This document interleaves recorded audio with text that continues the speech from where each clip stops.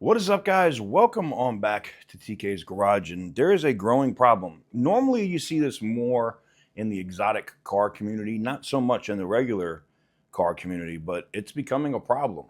And odometer rollbacks or odometer defeat devices up 14% to over 2 point something million vehicles. That's crazy. We're going to talk about all that and more right after this.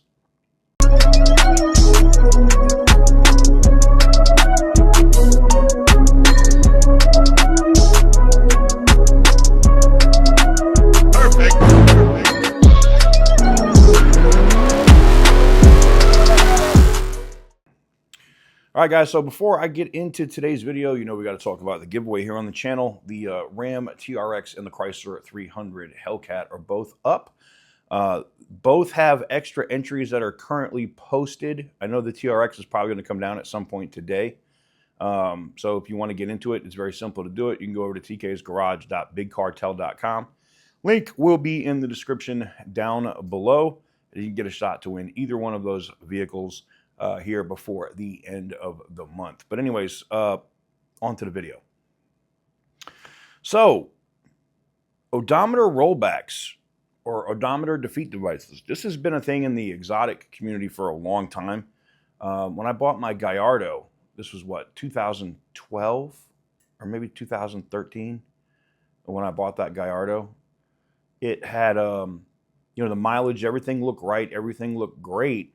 And then when we went to, get a pre-purchase inspection done on it, they found a mileage defeat device installed on it. And there was a way that you could activate it with the factory buttons in the vehicle to turn it off and turn it on.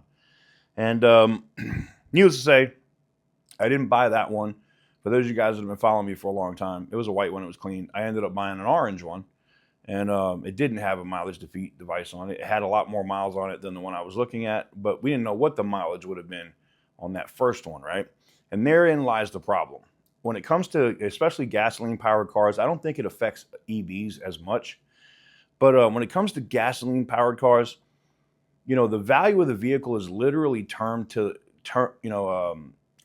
to the mileage, right? So I'll give you an example. You guys know we gave away the one M5 here on the channel, and I picked up another F10 M5 in green, right? Because it had less miles on it. Both of those cars are exactly the same. One had over 100,000 miles on it. The other one had like 38,000 miles on it, okay? Exactly the same features, different colors, whatever, right? But same features, same M5 competition, all that same stuff. And actually the green one's a year older, so it's a 15, not a 16. But the 15 is worth more money on paper than what the 16 was because of the mileage. And it's significant, right? So an M5 competition right now from 2016 with 120 something thousand miles on it is worth about 12 grand. Yeah, that's what the actual cash value or, in the auctions rates is like 10,500, okay? That's about what they're worth. Now, the one that's under 40,000 miles is worth 27,000. Now, I know you're going, wow, that's a big difference.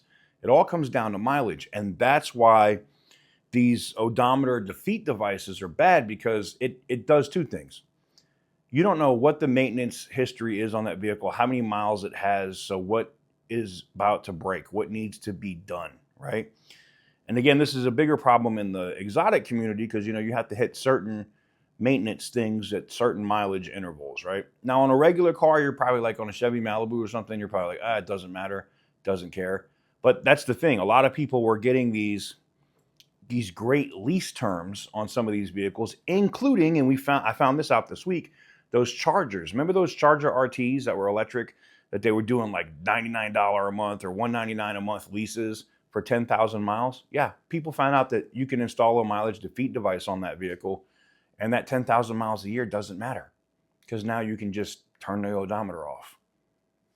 And I know you're going to say, well, isn't Stellantis aware of that? Can they fix it?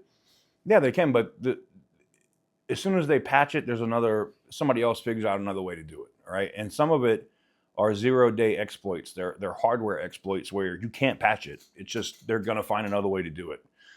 And manufacturers need to be on top of this. I mean, they're going to have to figure out a new way to track this, because it literally can upend the used car market. Like, seriously, you could end up overpaying so much for a vehicle. Let's say you were getting like a Chevy Tahoe or something, right? Say like a 2020 Chevy Tahoe. It's about 6 years old now, right?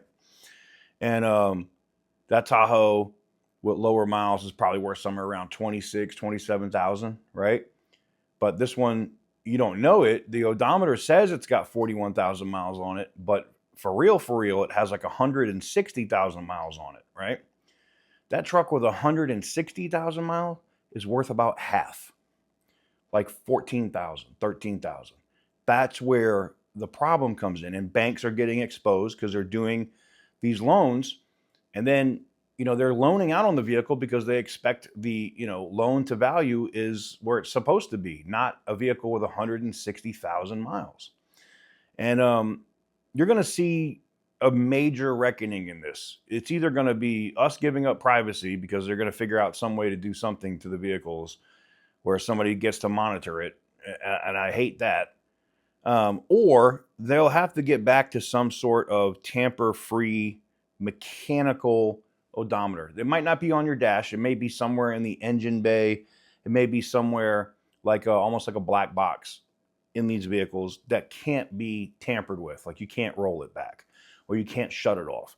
That might be the only solution to stop this, because it's growing. Like I said, year over year, it's up 14%, and they found 2.45 million used cars with this issue, with mileage inconsistencies.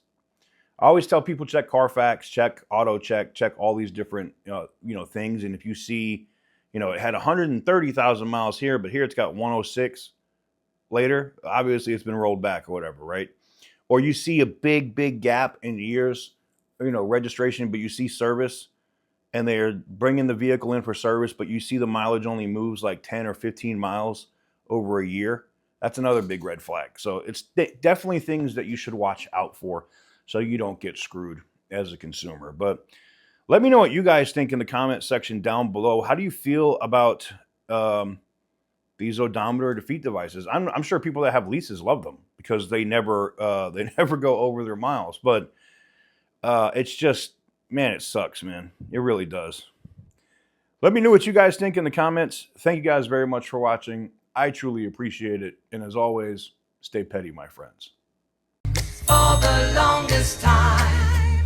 Whoa. For the longest time. Yo, Percocet, Miley Percocet.